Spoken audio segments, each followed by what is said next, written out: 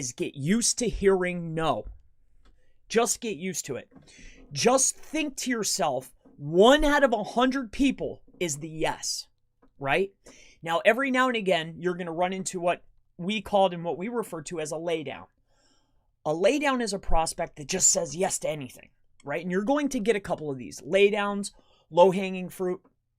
These, ladies and gentlemen, are absolutely phenomenal for sales, right? It's a laydown. It's a laydown sale. It's nothing. It's easy. But what you'll tend to find is the ones that you really have to work. Because at the end of the day, there's 2 types. You're going to have your emotional buyers. You're going to have your logical buyers.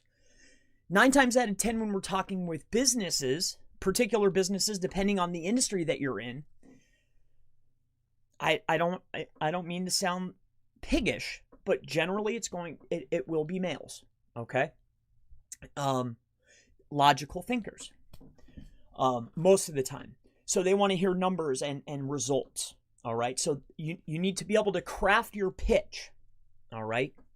So that's the first tip, is crafting your pitch and knowing your niche. That's the second one. You need to have the answers. You need to know, like, if you're doing, say, roofing, if you're doing timeshares and travel club, you better know every single thing about it and talk like you're in that industry. You need to know all of the answers, all of them, about everything. You need to be able to talk their, whatever the lingo is, you need to know it, and you need to have all the answers like this, right? You need to have all the answers. So that's 2. Get used to hearing no and have all of the answers and know your numbers. The other thing is caching objections. Caching objections, you want them to be asking questions, right? Objections are good.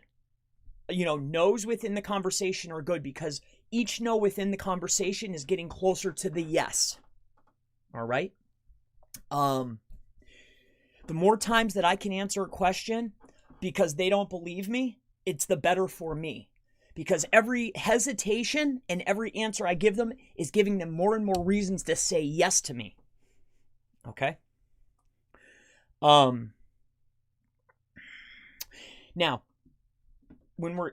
and again, I primarily did this for, yes, it was SEO and social media. Primarily social media because at the time it was ultra hot, right? And when we're dealing with the timeshare and travel club, it was primarily ladies, right? So social media was generally the in, and then we're going to offer them PPC, upsell, website management. Obviously, I don't do web design or anything, but I did the SEO, and I was very, very good on the phone. So in any case, you never steer away from your pitch. Never, ever veer away from the pitch. Once you come up with a pitch, read it to your wife, read it to yourself, master it in the mirror and look at yourself. You need to know that the service that you're providing is the best. And if they're going anywhere else, they're doing themselves a disservice. You need to know in your heart that you offer the best. And if they went anywhere else, then they are doing themselves a disservice. You need to believe it in your heart that you offer the best service no matter what. So when you're speaking to somebody, you're speaking the truth. People can call BS a mile away. So what I'm saying is before you go hitting the phone, master your pitch, never veer away from your pitch, but know your craft. I would say master a niche. Like say if you do roofing, you're doing roofing. If you're doing lawyers, okay, you're the lawyer guy.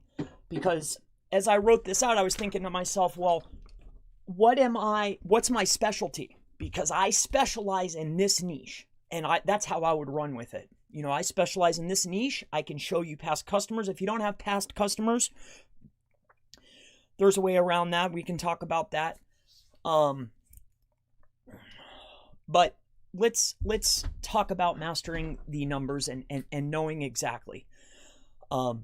9 times out of 10, it will be a logical person, right? It's going to be a logical thinker. They're going to want to hear numbers, but I think a little bit of emotion is good as well, right? It's both, right?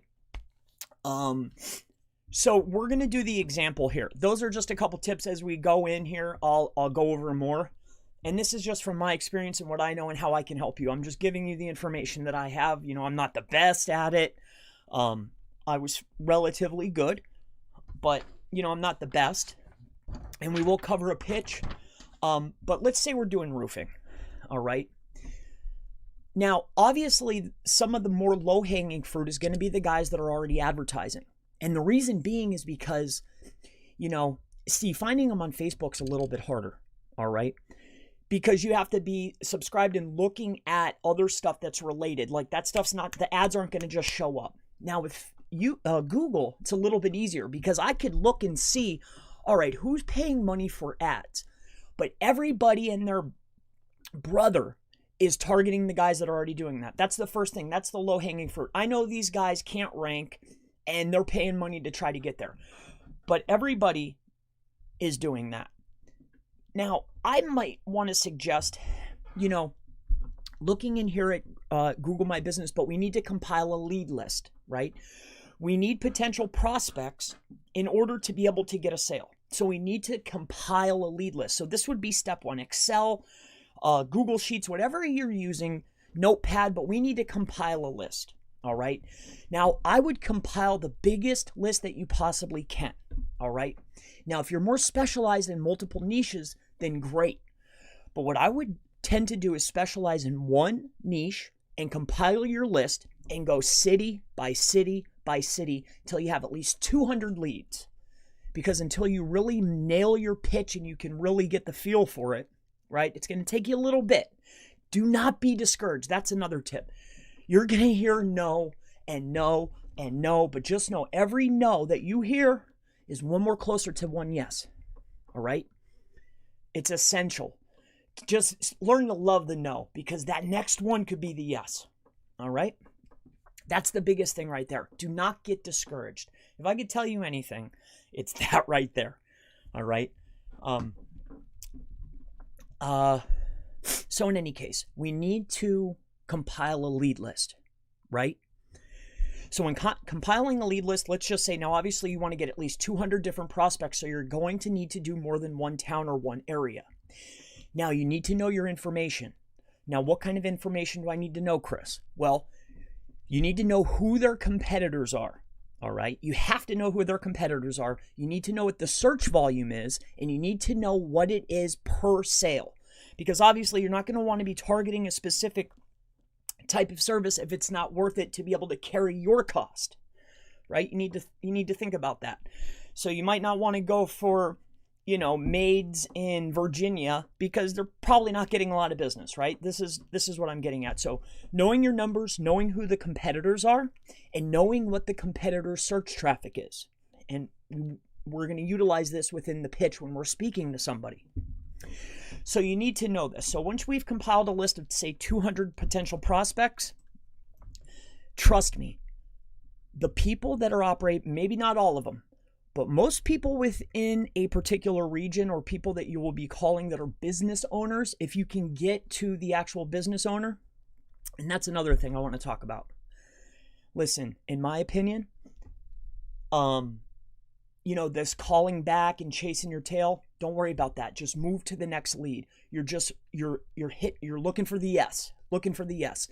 If I can't get the person on the phone right then and there, then just move on to the next one. Okay, I'll call you back another time. Don't worry about it. Next, right? That should be, it's next. That's it, right? Don't worry about chasing. I'm going to take down a number, call back at 6.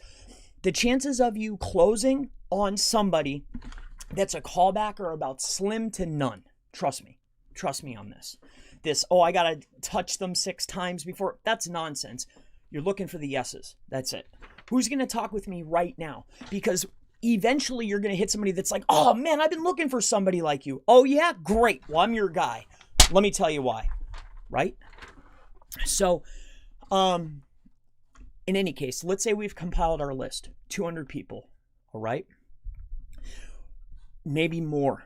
We're going into multiple niches. Now we need to know what the search volume is. We need to know our competitors' numbers, and we need to know primarily how much traffic are they receiving. And if your prospect does a search, what is the industry standard for conversion for a website for your particular niche? Why?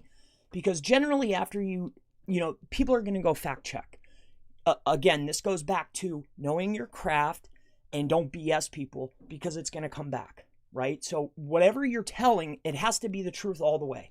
And it has to be helpful to them. It's all about them. It's all about them and what you can do for them, and don't BS anybody, because trust me, it'll come back to you.